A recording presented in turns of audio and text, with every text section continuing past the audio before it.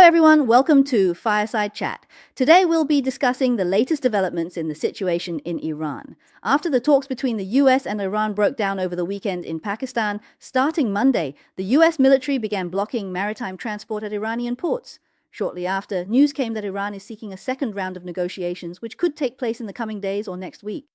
On the U.S. side, economic pressure on Iran has also been ramped up. Today, at a press conference, Treasury Secretary Beijing said that letters have been sent to some banks that have financial dealings with Iran. Let me first talk about the latest tweet from Trump today, which is quite interesting. I need to give a bit of background here. The context is that after the U.S.-Iran negotiations broke down, news started to leak out that there is a possibility that the Chinese Communist Party might provide Iran with surface-to-air missiles in the coming weeks, right? These are man-portable surface-to-air missiles.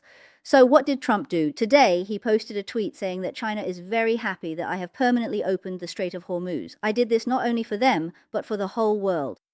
They have already agreed not to supply weapons to Iran, and in a few weeks, when I go to China, President Xi will give me a big hug, and so on and so forth. Of course, in the end, he still said, if we go to war, we are very good at it, far better than any other country. So this morning in his interview with Fox, he talked about some details. The host asked him, did China agree not to provide weapons? He said, well, I wrote a letter to President Xi. I'm not sure if it was an email or a letter, he said. And then President Xi replied with a letter, basically saying that they have not provided weapons to Iran. So his interpretation was, China said we will not provide weapons to Iran. Now, this letter is being brought out and interpreted by people. Many say that this letter is the best example of the carrot and stick approach, and some even call it a classic symbol of Trump's art of war. They say that every sentence shows a deep understanding of strategy, because these short 140 characters are written for different audiences. So, I'd like you all to interpret this first. What do you think he means? He says, China is very happy that I will permanently keep the Strait of Hormuz open. This situation will never happen. What does that mean? And did the CCP really agree not to supply weapons to Iran? Then he says, isn't this much better than war? What does that mean? Is this a threat to Chairman Xi, like saying, don't refuse a toast only to be forced to drink a forfeit? Come on, Jingyuan, why don't you interpret this first? First of all, I think without a doubt this is definitely a warning, but this kind of warning is more like a backhanded compliment. He says a few nice things to you, gives you some face first, and then tactfully brings up his warning. The main point is actually in the last few sentences. Things like everyone eating, drinking, hugging together, wouldn't that be great? But if you want to start a war, we're not afraid either. The US military is the most capable fighting force in the world. That's basically what he means, right? We won't be polite about it. We're not pushovers. His meaning is actually very clear. So, first of all, when I saw his post, my immediate reaction was that there's no doubt the CCP definitely sent weapons to Iran. So this is basically a confirmation. Now, Chairman Xi and his people have agreed to it. They will no longer send weapons, which means that they definitely sent them before. In other words, he's giving me some face here. That's the first point. The second point is that by bringing this up in this way, it's actually a warning. And I think what he values more is, didn't he mention the Strait at the beginning? Like, look, our Strait is about to open up, and what's going to happen? I'm doing this for you for China, or something like that. What he means is, if the Strait is opened, you're actually the beneficiary, so don't try to interfere or set up obstacles. Because if the CCP sends weapons to Iran or provides them with intelligence support, since it's not just about today's issue, the Financial Times just released an exclusive report saying that the CCP didn't just provide them with a bit of intelligence or something like that. They directly gave them a satellite. And starting from 2024, from the spy satellite in 2024, this satellite was given directly to Iran. As a result, Iran's Revolutionary Guard has been using it, and it's precisely because of this fleet satellite that they've been able to be so accurate. They used it to strike the US Air Force base in Saudi Arabia. So the US military suffered quite significant losses. Several aircraft were destroyed. Yes, so that's the reason. That's why through this approach, they're warning China, warning the CCP. If you continue to provide Iran with weapons and intelligence, Iran will feel like it has backing, and then it might become even more hardline, making negotiations much more difficult. So what he means, without a doubt, is that you need to know when to stop. What I'm doing here is actually for your own good. If you keep messing around, right? If you keep pushing back against us, then we're not afraid either. That's basically what he's saying in those last few sentences. So I think actually by sending out this message, it's essentially like publicly announcing to the whole world that the CCP really has been sending things over, and I'm using this method to openly issue you a warning. So, of course, the Chinese Communist Party's official stance is to deny this. They say, like, we haven't sent any weapons, this is all rumors, this is slander, and so on. But actually, everyone knows that the CCP couldn't possibly, because I think yesterday, wasn't it Xi Jinping, was it yesterday or the day before, met with that person? The one from the UAE, what's his name, Khalid, right? When he was meeting with Crown Prince Khalid, the UAE side brought up something with China. This should have been raised privately. They basically said, if you want to establish a close cooperative relationship with us, we hope you can cut off your ties with Iran. The UAE brought this up directly, and then the CCP itself made this public, saying that they immediately rejected it, refused, and said that they, establishing partnerships with whom is our own sovereign decision, meaning we won't let you dictate what we do. They sounded pretty tough about it. This statement actually makes it very clear that the CCP will not cut off its relationship with Iran. The relationship between the CCP and Iran is far more than just buying a bit of oil from them. It's not that simple. Behind this, it actually includes comprehensive support in areas like politics and the military and so on. So the CCP is actually not going to give this up. That's why I think when Trump comes out and says these things at this moment, what he means is that we're about to start negotiations. Aren't we about to begin the second round? He himself said it might be in about 2 days. There might be some very exciting results coming out soon and so on. So he feels that at this critical moment, he needs to seize the opportunity to give the CCP a warning. Don't cause trouble behind the scenes. To put it more seriously, don't stir up trouble. Don't support Iran and create chaos. You'd better stop right away. Once you stop, we can quickly wrap things up and finalize the agreement with Iran. Get this matter settled. If everything is resolved, then I can happily give President Xi a hug. Otherwise, it might just be a slap in the face. You know, the CCP, Iran is not only using the CCP's spy satellites, but also because this Chinese company has also agreed to let them to use, what's it called, the commercial ground station network in China, right? Because these ground stations receive information and then store the data. There are also such stations in Iran, but those in Iran could be attacked by the US or Israel, whereas the ones in China, it's impossible for anyone to attack them. So even if Iran doesn't have access, it can still obtain this information from China. It can get this information as well. So when it comes to attacking American bases and such, to a significant extent, it's actually the CCP's spy satellites that are helping them, yes. Yes, but what I'm really curious about is that he said, oh, Chairman Xi also agreed. So to some extent, it seems like the CCP is in a dilemma, should they admit it or not. David, what do you think? Well, as far as I know, there might be some fake news circulating today, like the Ministry of Foreign Affairs making some official statement or expressing strong... We haven't responded or anything like that. I haven't found the original source, but actually you'll notice, I think their tone is still correct no matter what. They can't possibly admit it, just like Professor Jinyuan mentioned earlier. But I think there's one point worth everyone's attention. After the CCP, that is, after Xi Jinping finishes talking with Trump, what will be the CCP's next step regarding its policy toward Iran?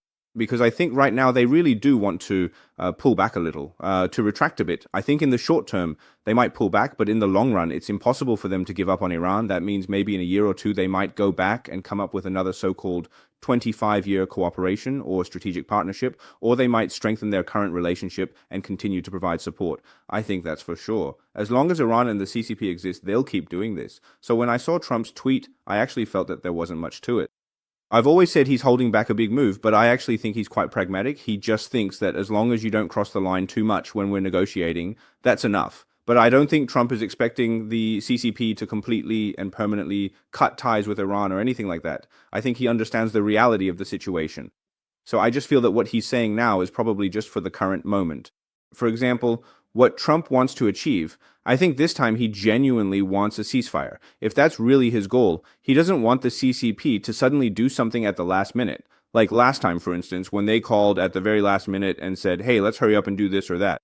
So I actually think that this time, he might feel that if he wants a ceasefire, he has to give the CCP a proper warning. But I also think there's another possibility, which is that he knows the CCP is facing some issues right now, for example, in the energy sector. I've seen a lot of people say that China can still burn coal to sustain its energy needs, but burning coal doesn't mean that oil-powered cars or things like aviation and other sectors won't still be affected. You definitely still need oil for those. Yeah, right. So I think he is under some pressure, which is why I think Trump is just telling him at this point, at least while we're negotiating, that if you show a certain attitude, but I don't think either side believes that this will fundamentally change their core positions in the long run. Of course, in the long run, it won't change. But at least this time, I think what's interesting is that Trump brought this issue up directly, which proves that the rumors from a few days ago about the CCP planning to provide Iran with surface-to-air missiles, That's for sure, are basically true, because in this case, the intelligence Trump has should be reliable. That's why Trump would go and communicate with him directly. But what I find interesting is that he said Xi Jinping also replied to him with a letter. Xi Jinping wrote back, meaning whether he said, we have no intention of doing this, or we won't do this, whatever it was, in any case, he denied it, right? So, Jason, what do you think? Do you believe Xi Jinping really replied to him? If that's the case, doesn't it to some extent mean that the Chinese Communist Party also has to think twice about openly and blatantly helping Iran at such a critical moment? Actually, whether Xi Jinping replied or not, and what the content of the reply was, sometimes isn't that important. The key point is that this is a very critical moment. So, when is this moment critical? It's when Iran is under tremendous pressure. We know that there are serious divisions within Iran's top leadership. Well, there is indeed a very stubborn faction that insists on fighting. For these people, on one hand, it's about personal survival, but on the other hand, their confidence comes from believing that at least the Chinese Communist Party and Russia will still support them. This confidence has led to the current situation in the first round of negotiations, where the Iranian side is very tough because they have supervisors present. The Revolutionary Guard actually sent people to sit nearby and monitor the state of the negotiations. They are not allowed to change the course of the negotiations. So recently, Trump has completely shut down all shipping related to Iran. Well, after this shutdown, how should I put it, the opening line of this letter is actually quite interesting. I read the first sentence several times and still didn't understand it. I thought, weren't you the one who clearly shut this down? How can you say you're fully opening it up? Yes, yes, yes, permanently open. Actually, in my opinion, this is a very tactful way of explaining something to the Chinese Communist Party. That is, right now, because of Iran, I've cut off your entire oil supply route. If Iran weren't causing trouble, if Iran had reached an agreement with us, then I would open everything up. That way, both you and I would be comfortable. Actually, right after that, the discussion moves on to the issue of weapons. Regarding that weapons issue, if you look at CNN's exclusive report, CNN clearly states that it comes from 3 sources familiar with the matter. Those are all messages passed on by the intelligence system. In other words, the US side also does this kind of thing. When there are things that officials find inconvenient to say, they pass the information to the media and let the media report it. This information was definitely obtained by the US intelligence agencies, and then they let the media reveal it. In reality, this is a way to put some pressure on the Chinese Communist Party. As for whether Xi Jinping is aware of this matter or not, I actually think that's a question mark, because Xi Jinping, as the top leader, wouldn't personally oversee every single arms deal. After all, there are so many power struggles in a country, so many incidents. Recently, someone else got arrested. His mind is full of these kinds of things. He might not necessarily know about this particular matter. However, if this issue is exposed, then the people at the lower levels will start to have some concerns in their hearts. Because after all, everyone knows that when Trump went to meet Xi Jinping in May, there were a lot of subtle internal signals of support. This factor is present. Xi Jinping was the one who invited Trump to go. So in this situation, if they push Trump too far and today Trump waves his hand and says, let's postpone it again, then this would be very disadvantageous for Xi Jinping, especially for the people at the lower levels. In fact, for those mid-level executives within the CCP, this news puts them under pressure because at this point they have to wait. They're waiting for Xi Jinping to approve whether they can proceed because Xi Jinping is already aware of this matter. No matter how Xi Jinping replies to Trump, at this moment they have to wait for his decision. There are multiple layers of communication and feedback between them and Xi Jinping, and situations like this will occur, causing the matter to drag on. Once it gets dragged out, there will be a period during which Iran cannot obtain clear military support from the Chinese Communist Party.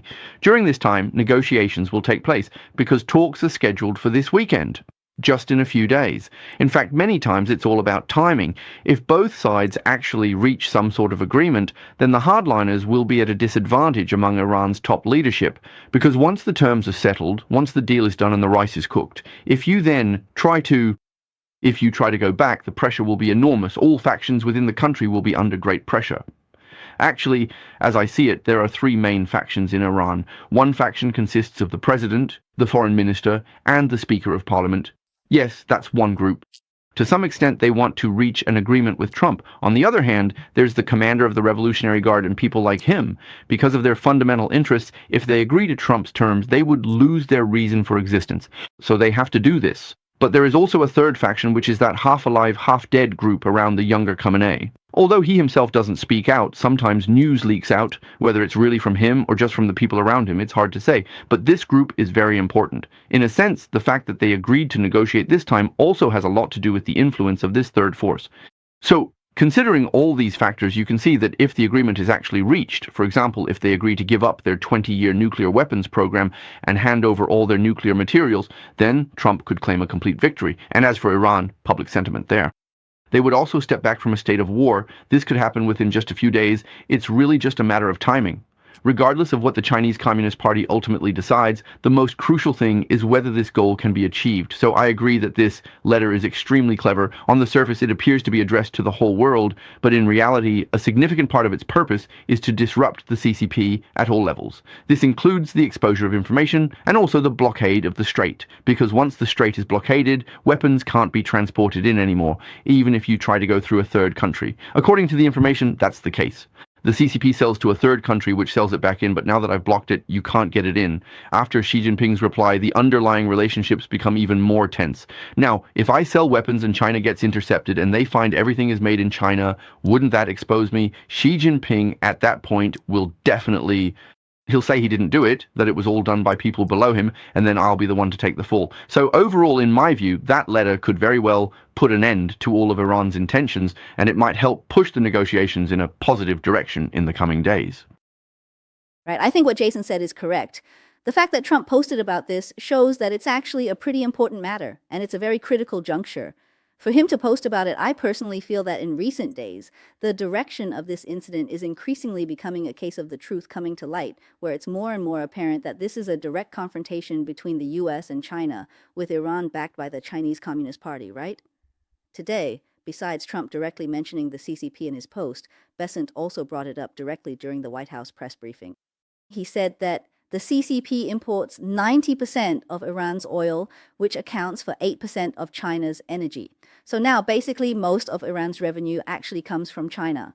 As for these banks and financial institutions, he mentioned that they have already sent letters to 2 Chinese banks stating that if they continue to have financial dealings with Iran, secondary sanctions will be imposed. This was stated very directly. Of course, there's also the current direct blockade of Iranian ports by the US military, which is essentially cutting off China's oil supply. In reality, there aren't really any other buyers. Basically, 90% of Iran's oil goes to China. From my personal perspective and current assessment, I believe that right now, Trump's post should be seen as a significant and definitive marker. Using this post as a clear sign, the United States has launched a comprehensive and strategic new offensive against the Chinese Communist Party. However, it is important to note that this offensive isn't military in nature.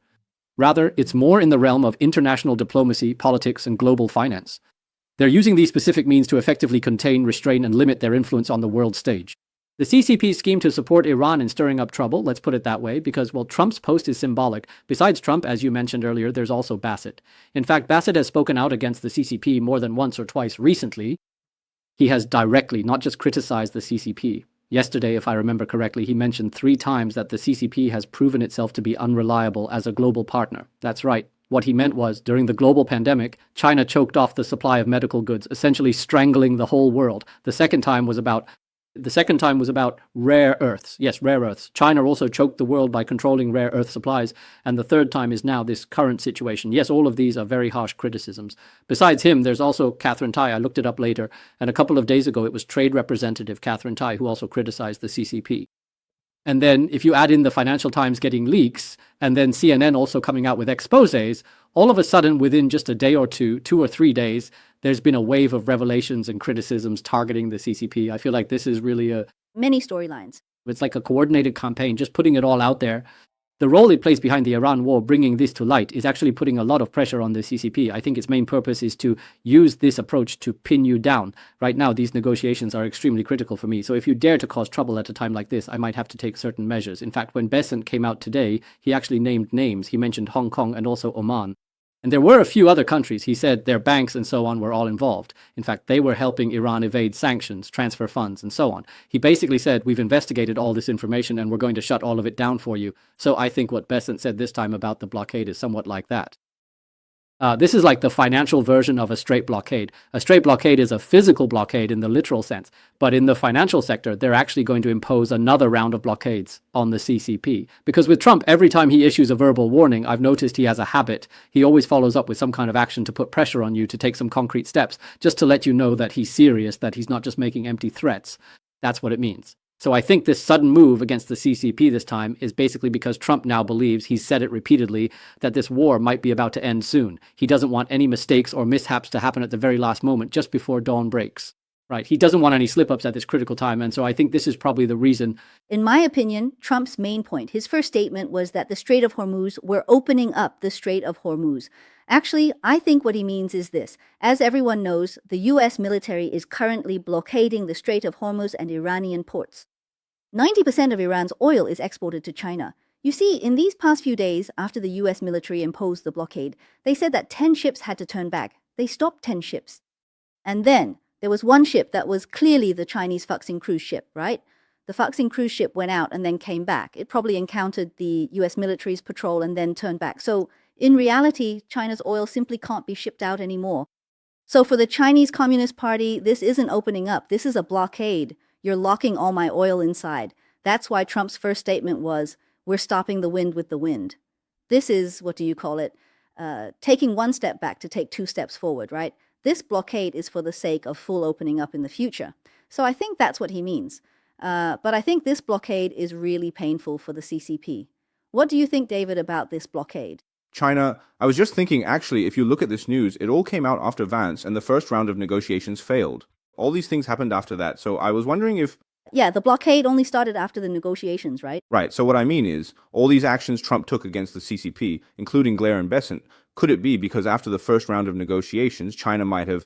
I was working behind the scenes. So you called Iran and said, negotiate first. I'll send the weapons, and once they arrive, we can keep fighting. But this time, I think it might be different.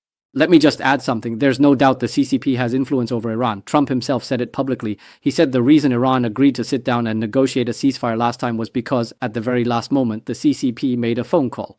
That shows the CCP's influence over Iran is a real objective fact. So he definitely knows. Now, I want to warn you again. I don't want you to, if you're going to exert your influence, you should exert it in a positive direction, not a negative one. I think that's what he meant, right?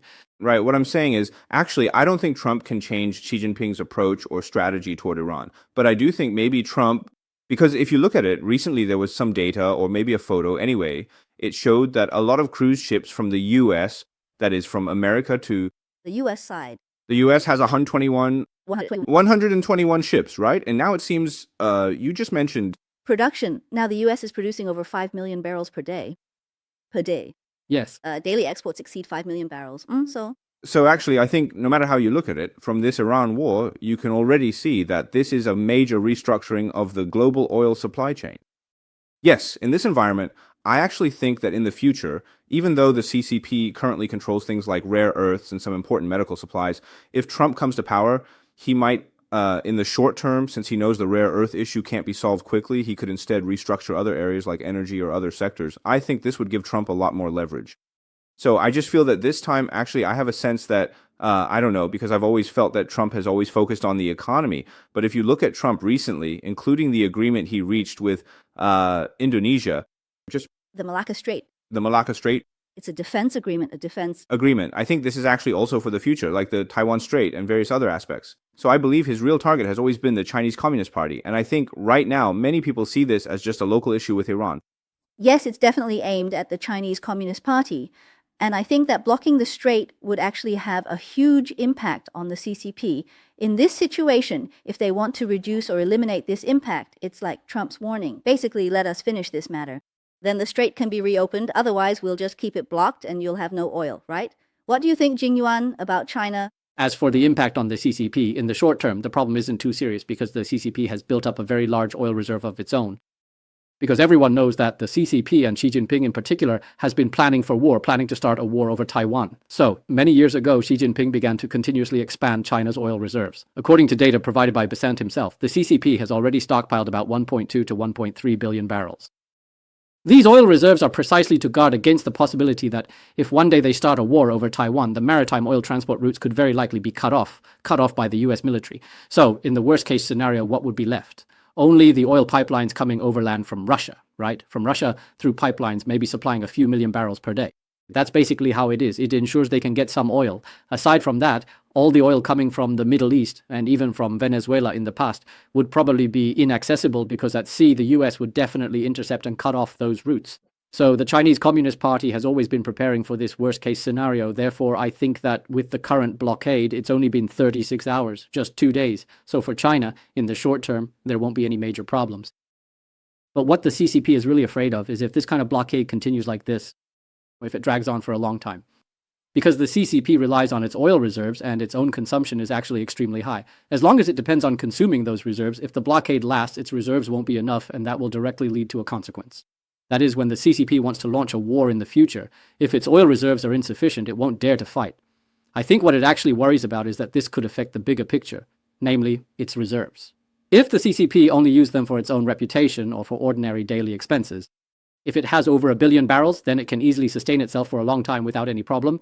But if it has to consider the next round, the next step, if it still wants to wage war, then the demand for energy could multiply many times over. That's no longer just a matter of daily expenses. So in this situation, its oil supply becomes insufficient. That's why, in my view, this is where the real pressure on the CCP lies. But actually, it's not just Iran. The recent situation in Venezuela has also affected China. So if you add Iran's 13% to Venezuela's 4%, and then consider that imports from other Arab countries are also affected, I think the CCP is still impacted. So if they import oil from the United States, first, the distance is more than double, and second, the cost is also more than double. So, Jason, what do you think? Up to now, how has this kind of blockade and situation affected the CCP, and how do you think they will respond? As Tong Yijing mentioned, the immediate impact shouldn't be very significant because, as we know, the CCP has a very good oil reserve.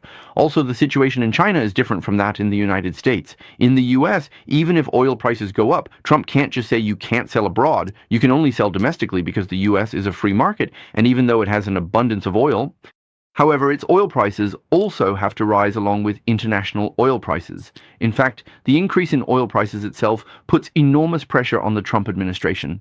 From Trump's personal interest, he should control US oil from being exported and ensure domestic supply in the US. But after all, the United States is a free country. In this situation, you can see that the Chinese Communist Party, on the other hand, can use various administrative measures. For example, if they say, I don't allow exports anymore, then they can ensure that domestic reserves are consumed more slowly. At the same time, they can also keep domestic costs in various sectors under control, because with the reserves available, there's no need for a rapid increase in consumption.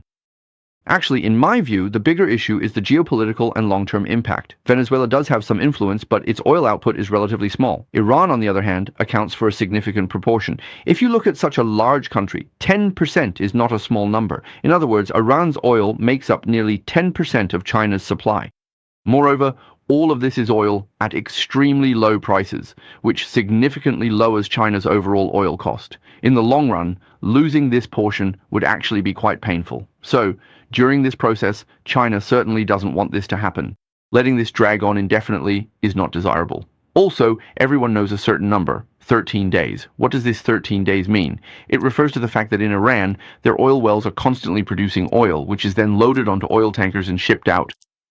If the oil really does get blocked there, then after 13 days, all the oil tankers will be full. Once they're full, they'll have to shut down the oil wells. And once they're shut down, it's not like a faucet that you can just turn off and on again immediately.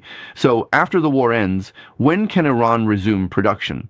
Considering its current overall economic resources and capabilities, so overall it's possible that Iran could completely lose its oil. Therefore, for the Chinese Communist Party, it's not just a matter of losing face in terms of geopolitics. The long-term economic issue is also a very clear and pressing concern. So, in my view, the pain for the Chinese Communist Party is inevitable, and the loss of face is also quite severe. Of course, in the end, as Jin Yuan just mentioned, they made public the private deal they were trying to make with the UAE. They still want to show off a bit, to act like they're still the leader of the beggars sect, and that they haven't betrayed their fellow members. That's the posture they're putting on. But actually, the longer they drag out the Iran card, the less valuable it becomes. Once the oil is gone, and once Iran's entire geopolitical position in the Middle East is lost, then this card won't be worth anything. So, from my perspective, the sooner the Chinese Communist Party lets go of Iran, the better. Actually, reaching an agreement with the United States would also be beneficial for the Chinese Communist Party. It's just that internally, the CCP is currently in chaos. Xi Jinping and his advisors don't have time to consider these kinds of macro strategies. Right now, they're completely caught up in all sorts of factional struggles.